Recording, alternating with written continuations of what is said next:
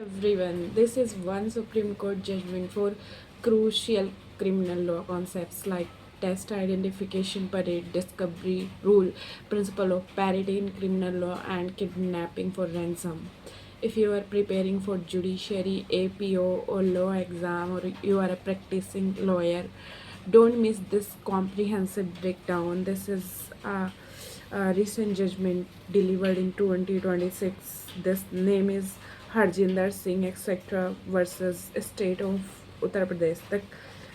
Facts are कि एक बच्चा 8 साल का अपनी बहनों के साथ स्कूल जा रहा था।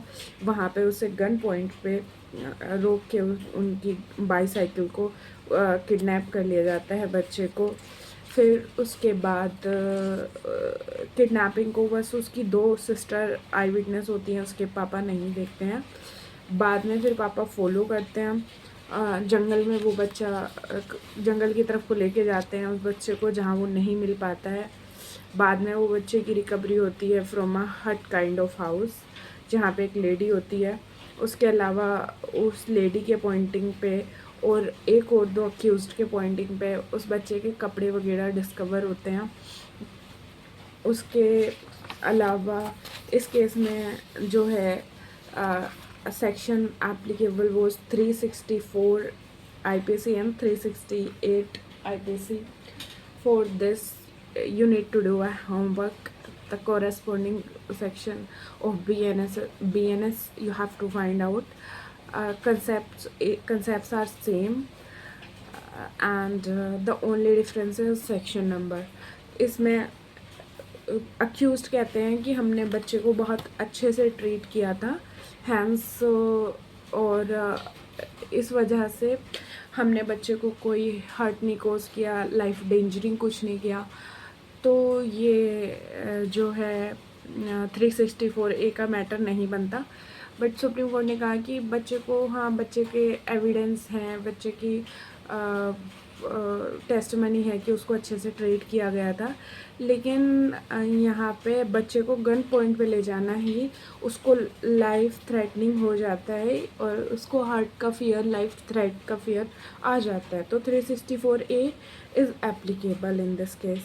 उसके अलावा जब 313 CRPC का एग्ज़ामिनेशन हुआ था, the corresponding section for 313 of CRPC under BNSS is 351। तो जब 351 ऑफ BNSS का एग्ज़ामिनेशन हुआ था तो उन्होंने कहा था कि हमने कोई क्राइम नहीं किया है, हमें फॉल्सली इम्प्लीकेट किया गया है ऑन अकाउंट ऑफ एनिमिटी। तो कोर्ट ने कहा था कि एनिमिटी का कोई रीज़न नहीं बता पाए कि किस वजह से उनकी दुश्मनी है, हैंस ये प्ली उनकी सरवाइव नहीं करेगी।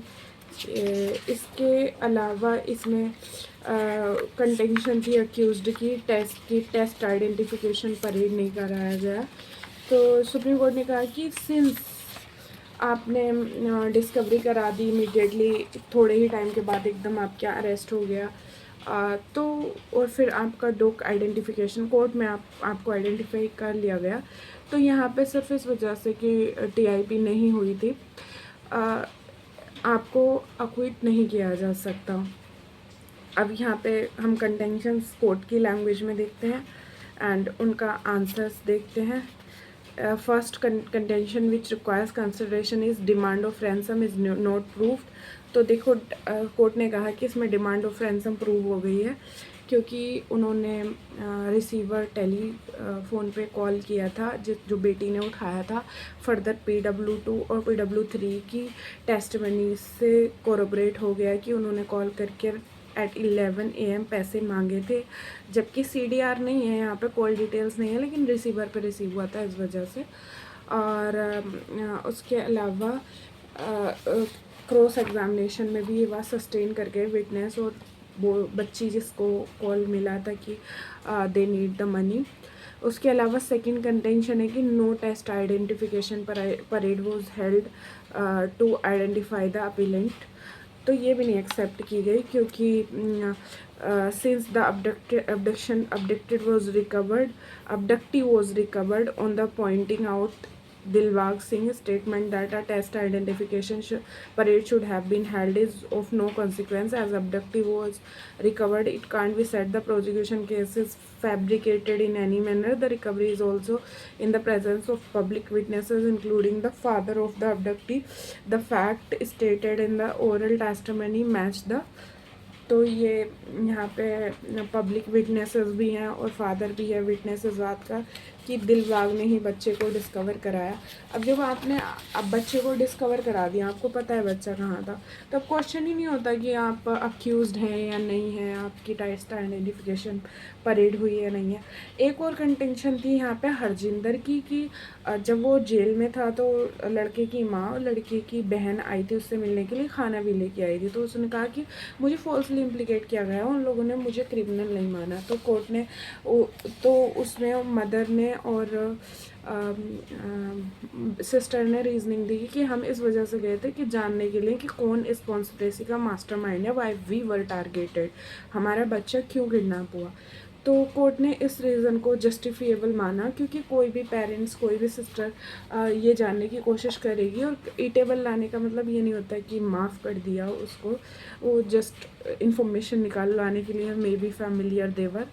उसके अलावा ये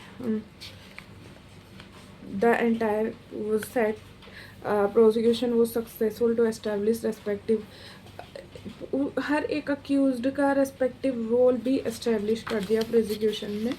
तो यहाँ पे ये केस इस तरह से नहीं है कि chain of circumstantial evidence complete नहीं हो रही, बहुत अच्छे से कंप्लीट हो रही हैं। अब इसमें एक चीज़ और बहुत अच्छी जो कि बहुत रिपीटेडली एग्ज़ाम में पूछी जाती है कि इंटरेस्टेड विटनेस वाली बात। तो इसमें केस में कहा गया है कि जो फादर है और जो सिस्टर है यही सब लोग विटनेस हैं इस केस में, तो ये इंटरेस्टेड विटनेस हैं, तो इनको डिस्कार्ड कर देना चाहिए। तो कोर्ट ने कहा the law is well settled that relationship with victim is not a ground to discard a witness testimony we place firm reliance on the judgment. तो सुप्रीम कोर्ट ने कहा क्योंकि विक्टिम जो है वो रिलेटेड है, रिलेटेड जैसे फादर सिस्टर है विक्टिम के रिलेटेड विटनेसेस हैं, तो इस वजह से आप डिस्कार्ड नहीं करेंगे। इसको कहते हैं इसको रिलेटेड विटनेस कहते हैं, इसको इंटरेस्टेड विटनेस नहीं कहते हैं। तो वो इंटरेस्टेड नहीं है मेलाफाइडली टू गेट देम कन्विक्ट। उसके अलावा वाइटल विटनेस, उसका जो फादर है वो ये कहा कि फादर ने तो किडनैप होते हुए देखा नहीं था, फिर फादर को क्यों विटनेस बना रहा है। तो कोर्ट ने कहा कि फादर अबडक्शन का आई विटनेस नहीं था, लेकिन एफआईआर तो उसी ने कराई है, उसका विटनेस तो है। वो रिकवरी तो जब हुई बच्चे की तब तो फादर वहाँ पे अवेलेबल था जब मिस्टर डी ने रिकवरी कराई, तो उसका विटनेस तो वो रहेगा। अब ये वाला जो पैराग्राफ है इसमें वो वाली बात कही गई है कि 364A इसलिए हो रहा है क्योंकि डेथ और हर्ट का फियर जो है वो गन पॉइंटिंग से आ गया था। इसके अलावा let's come to this paragraph where a witness had a chance to interact with the accused, or that where the witness had an opportunity to notice distinctive feature of the accused which leads assurance to his testimony in court. The evidence of identification in the court for first time by the witness not be thrown away merely because no test identification parade। जहाँ witness को chance मिला कि वो accused से interact कर सके या distinctive feature accused के नोटिस कर सके, जिससे कि इंटरेक्ट करने की वजह से या डिस्टिंक्टिव फीचर करने की पहचानने की वजह से इजीली वो कोर्ट में उसको अक्यूज्ड को पहचान लेता है। तो इस वजह से कि टेस्ट आइडेंटिफिकेशन परेड नहीं हुआ था, आप टेस्ट मनी को डिस्कार्ड नहीं कर सकते। ये रोनी @ रोनाल्ड केस में कहा गया था। इसके अलावा एक और है absence of TIP is not fatal if accused is sufficiently described और arrested immediately after the occurrence. अगर सफिशिएंटली डिस्क्राइब कर दो एक्यूज्ड ये था इस पर्टिकुलर केस में, इस तरह के उसके फीचर्स थे या ये पर्सन को भी पहले से जानते हो एक्सेट्रा, ये सफिशिएंटली डिस्क्राइब कर दो, या फिर वो इमीडिएटली इंसिडेंट के इमीडिएटली आफ्टर अरेस्ट हुआ, तो उन केसेस में TIP की ज़रूरत नहीं पड़ती, जो कोर्ट ने ये बात कही है। और इस केस में तो ख़ास करके टीआईपी के ये रीज़न भी है और साथ में ये भी है कि अक्यूज़ ने तो फादर के सामने और पब्लिक विटनेसेस के सामने बच्चे की चाइल्ड की रिकवरी करा ही दी, तो अब क्या करेंगे, बार बार उसका टीआईपी नहीं होने का ये सिर्फ कहना काफ़ी नहीं है। टीआईपी होता ठीक है, लेकिन टीआईपी नहीं हुआ तो इस वजह से आप अनरिलायबल नहीं मान सकते प्रोसिक्यूशन के केस को। तो ये कंक्लूजन है, दीज आर द एविडेंसेस जिनके बेसिस पे chain of circumstantial evidence complete हो रही है और अक्यूज्ड जो है वो कन्विक्ट किया जा रहा है इस केस में। और ये भी इसमें एक प्रिंसिपल ऑफ पैरिटी का भी पॉइंट आया था कि एक अक्यूज्ड को दो अक्यूज्ड को अक्विट कर दिया और इनको नहीं कर रहे, तो कोर्ट ने कहा कि ये दो अक्यूज जो हैं इनका स्पेसिफिक रोल प्रूव हो रहा है कि इन्होंने ये किया था किडनैपिंग में, बाकी दो का नहीं हो रहा था, मतलब इनके अगेंस्ट अलग एविडेंसेस हैं और तो इस वजह से इनको प्रिंसिपल ऑफ पैरिटी नहीं दी जा सकती। इसके अलावा देखो अबडक्टेड, ये तो हो ही गया है कि आई विटनेसेस की टेस्टिमनी से इस्टेब्लिश हो गया है कि उन्होंने 8 साल के बच्चे का किडनैप किया कि उसकी बहनों की टेस्टिमनी से। उसके अलावा उन्होंने firearm like gun pointing से किया, तो ये भी प्रूफ हो ही गया। तो 364A जो है उसकी interpretation as in Sheikh Ahmed case में थी, वो अप्लाई होगी यहाँ पे।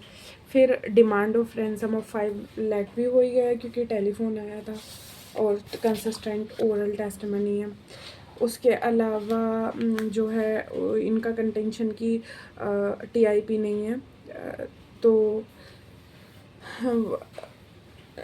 उससे ना सिर्फ कोर्ट में उसको पहचाना इस चीज़ से इस्टेब्लिश हो रही है कि अक्यूज्ड ही इन्वॉल्व था, बल्कि उसने जो रिकवरी कराई है लिविंग चाइल्ड की और जो कपड़ों की रिकवरी कराई है उससे भी ये प्रूव हो रहा है कि वो इन्वॉल्व था। हरजिंदर सिंह ने तो रिकवरी कराई है वीपन की और दिलबाग सिंह ने कराई है बच्चे की रिकवरी लिविंग चाइल्ड की। और उसके अलावा जो उन्होंने एनिमिटी का पॉइंट बोला था कि दुश्मनी की वजह से हमें फॉल्सली इम्प्लिकेट किया जा रहा है अंडर सेक्शन 311 CRPC वाले एग्जामिनेशन में, तो उसको भी कोर्ट ने डिस्कार्ड कर दिया कि एनिमिटी आप प्रूव नहीं कर पा रहे हैं, आप बता नहीं पा रहे कि कौन सी दुश्मनी की वजह से, तो अब दुश्मनी ऐसे कह देना तो काफ़ी नहीं होता ना।